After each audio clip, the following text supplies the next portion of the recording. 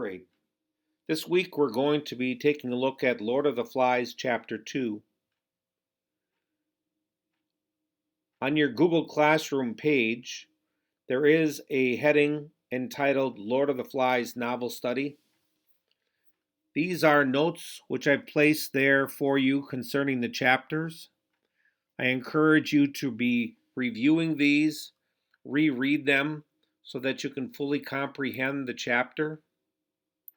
Chapter number 2 is outlined like chapter number 1.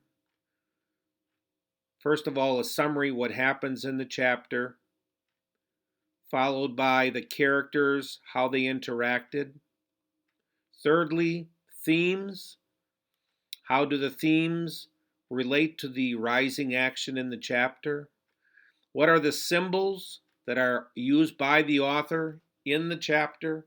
Chapter number 2, you'll have 3 symbols: the conch shell, the fire which was built and got out of control, and then the beastie, which was seen by one of the little ones.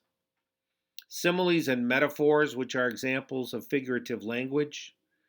And then at the end of chapter 2's note sheets is a map of the island.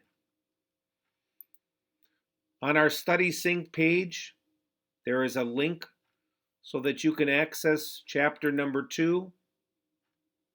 Chapter number 2 is approximately 32 minutes. Back to our Study Sync page, let's take a moment and look at the introduction at the top. People, children, and adults alike have normal daily routines. We do the things we do because, quite frankly, that is how we've been taught. Children by nature need guidance. When they are given proper supervision, respond to admonition, correction, and directions, they can perform well their daily tasks. If they're unsupervised, not just for minutes or hours, but for days and weeks and months, you can imagine the chaos. Children need love and support. If they don't get it, they become very withdrawn and scared. Children, especially smaller children, like the little ones, are withdrawn and scared sometimes even when there is proper supervision, even if their parents or loved ones are near them. Think of what happens when there's a storm. Sometimes children even become withdrawn and scared if they have to practice fire drill or a tornado drill. So I was thinking about that. What do the older boys on the island try to put into place? They're familiar with their homes and the things they did in their daily routines. What are they trying to do to make the island like home? What things do they need to do so that they can survive? And then the things that they do they work? If they did something that worked, why did it work? And if they tried something and it didn't, why didn't it work? And then think about the question, what dangers lie ahead for these boys, seeing as though they are alone with no adults? Maybe we can all remember a time when we were left alone, and maybe our parents told us specifically that we weren't supposed to do something, because if we did do that, something might get broken, or we ourselves might get hurt. And don't you know, not too long after they left, we did exactly what they said we weren't supposed to do. And maybe somebody got hurt, and maybe something got broken, and of course there was a consequence. But again, there's no adults. So is this a really dangerous thing?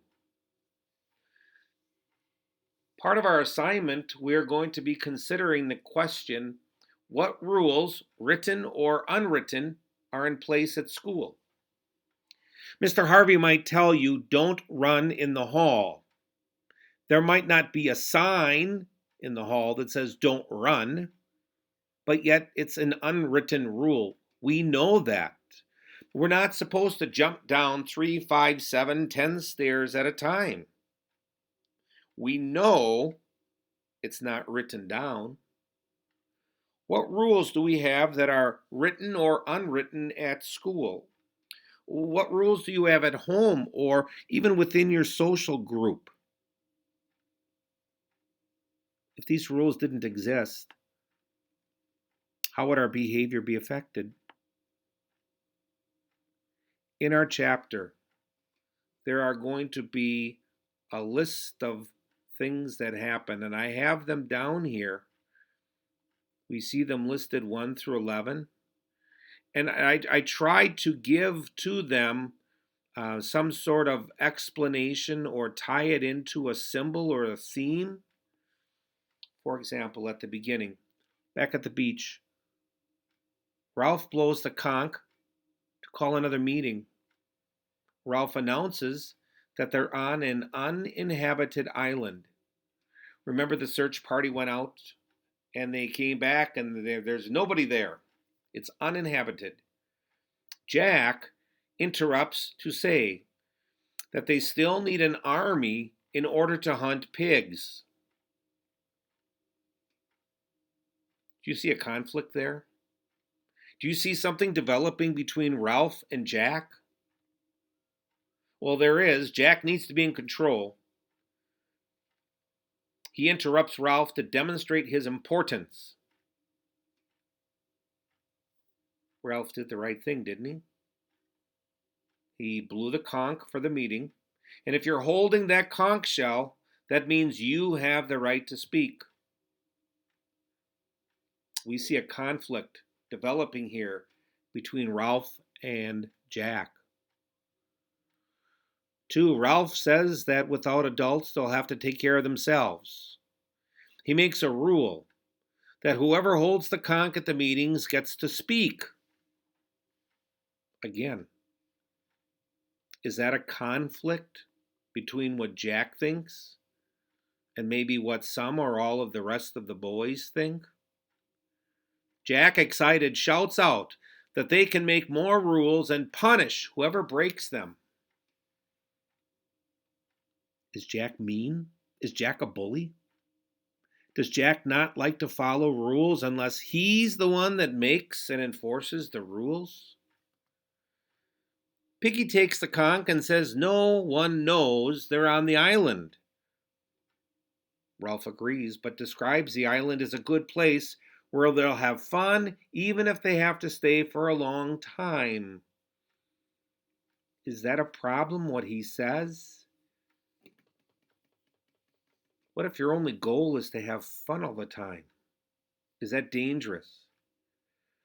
You may be noticing the character of Piggy. Piggy is a very unique individual. We see some challenges that Piggy has with interacting with other people, with social interactions.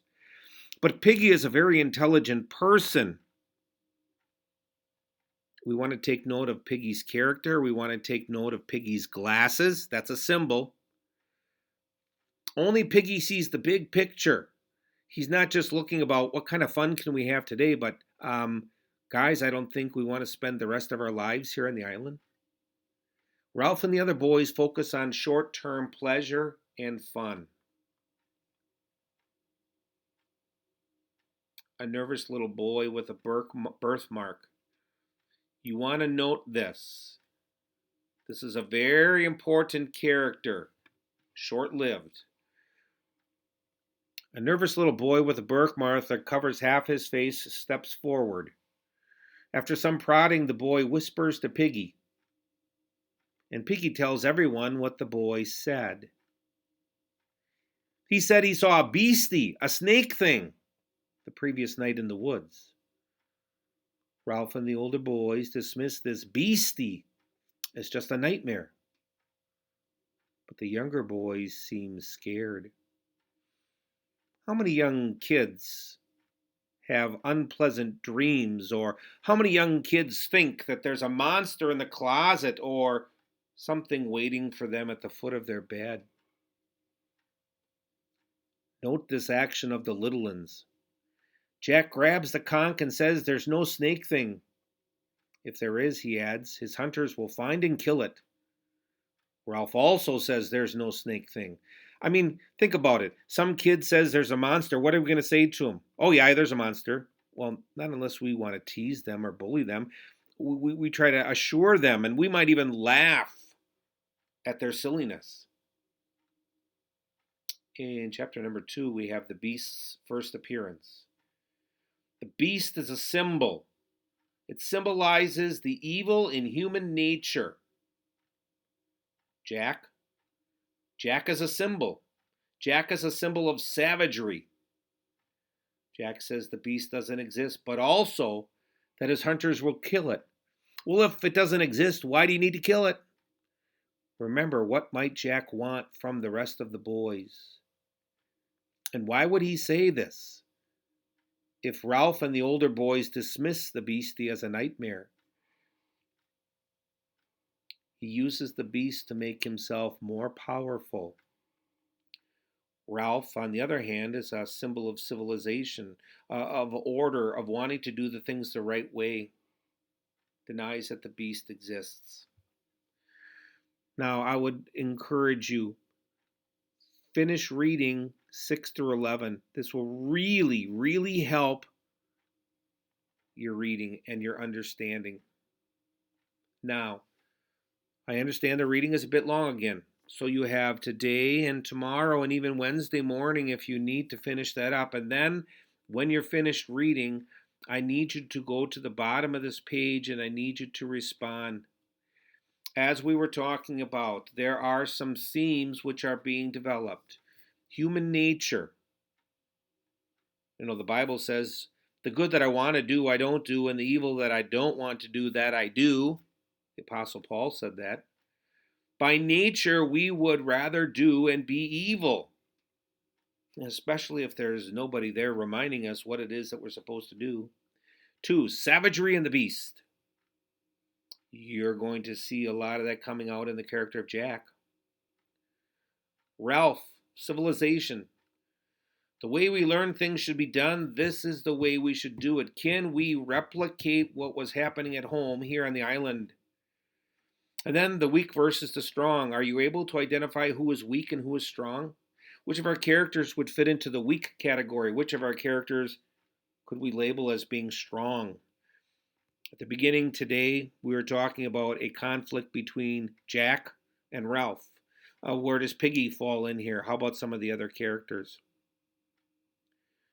So here's what you need to respond to.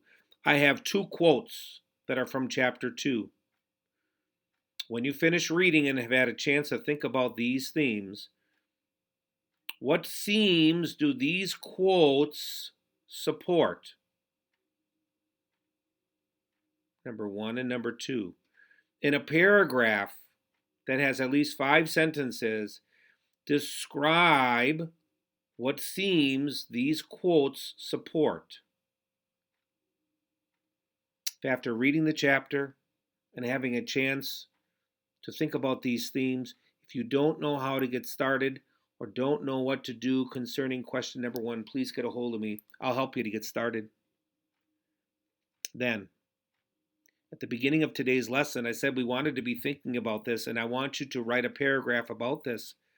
What rules, written or unwritten, are in place at school, at home, and in your social group? If these rules did not exist, how would your behavior be affected? Once again, please write 5 complete sentences at least. If you care to write more, please feel free to do so. My assignment is in several parts. Number 1, I need to read, of course, using the audio support, read chapter number 2. It'll take about 32 minutes from front to end if you don't stop. Think about these questions. Think about the things. Again, I would like for you to finish reading and thinking about number 6 through 11. It's going to help you. Don't forget about that chapter 2 note sheet that's found on the Google Classroom page. And then the themes and responding to the quotes and to this statement. This is your assignment for today, Monday, Tuesday, and Wednesday. Monday, Tuesday, Wednesday. You've got 3 days to work on this, okay?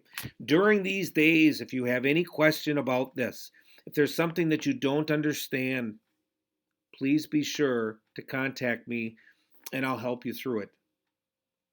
Have a great couple of days. I hope you enjoy reading through chapter number 2, and we'll come back on Thursday and discuss. Have a great day.